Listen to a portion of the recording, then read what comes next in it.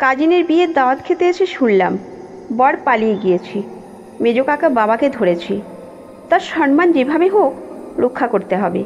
ফলস্বরূপ বলির পাঠা হতে হলো আমাকে। বাবা মা আমার ইচ্ছা অনিচ্ছা না জেনেই মেজো কাকার সম্মান বাঁচাতে আমার সাথে বিয়ে ঠিক করে ফেললো তাদের মেয়ের। খবরটা শোনার পর আমারও ইচ্ছা করছিল বরের মতো পালিয়ে যেতে, কিন্তু সে পথও বন্ধ করে দিয়েছে। আবার বুদ্ধিজীবী বাবা এমনভাবে বগল দাবা করে ধরে রেখেছে যেন আমি চোখের দৃষ্টি হারানো পথ ভোলা এক পথিক।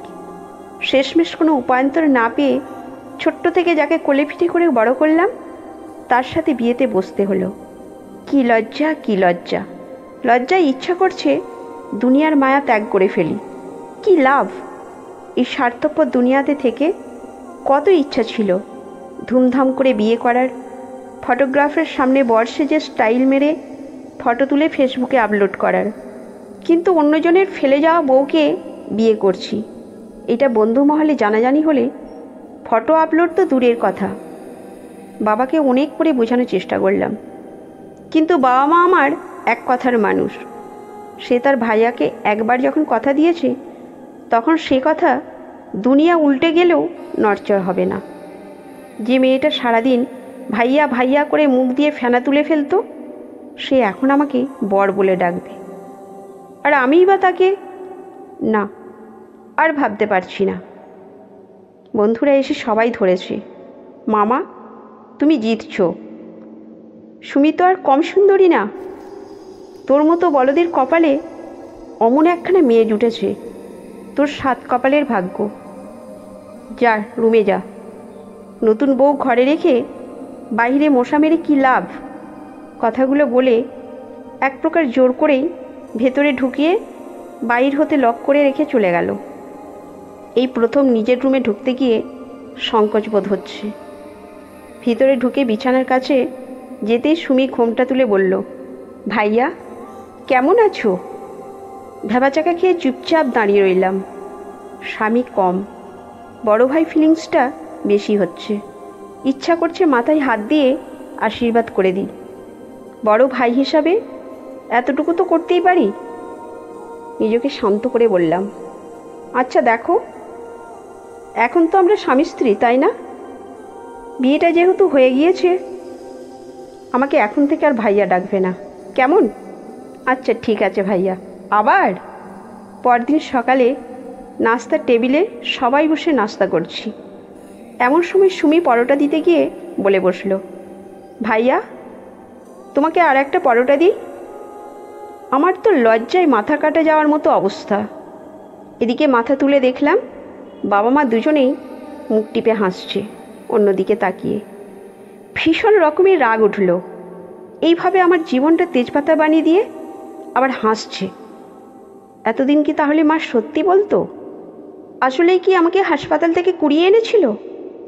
অনেক বুঝিয়েও সুমির মুখ থেকে ভাইয়া ডাকটা বন্ধ করতে পারিনি। ও যখন বেশি রকম এক্সাইটেড হয়ে যায় তখন আমাকে মাঝে মধ্যেই ভাইয়া ডেকে ফেলে। বিয়ের কয়েক মাস পর ভাবলাম বউকে নিয়ে একটু কেনাকাটা করে আসি। বিয়ের পর তো নিজে হাতে কোনো কিছুই কিনে দিইনি। বিকেলে সুমিকে নিয়ে বেরিয়ে পড়লাম কেনাকাটার উদ্দেশ্যে। বেরোবার সময় পই পই করে বলে দিয়েছি যাতে লোকজনের সামনে কোনোভাবেই আমাকে ভাইয়া না বলে। কয়েকটা দোকান ঘুরলাম, সব কিছু ঠিকঠাক, একবারও ভাইয়া ডাকেননি। তা দেখে আমিও খানিকটা আশ্বস্ত হয়েছি, হয়তো মেয়েটা এবার একটু হলেও বুঝেছে আমার মনের বেদনাটা। কিন্তু না, বিপত্তি, তার ঘটনাই লাগবে।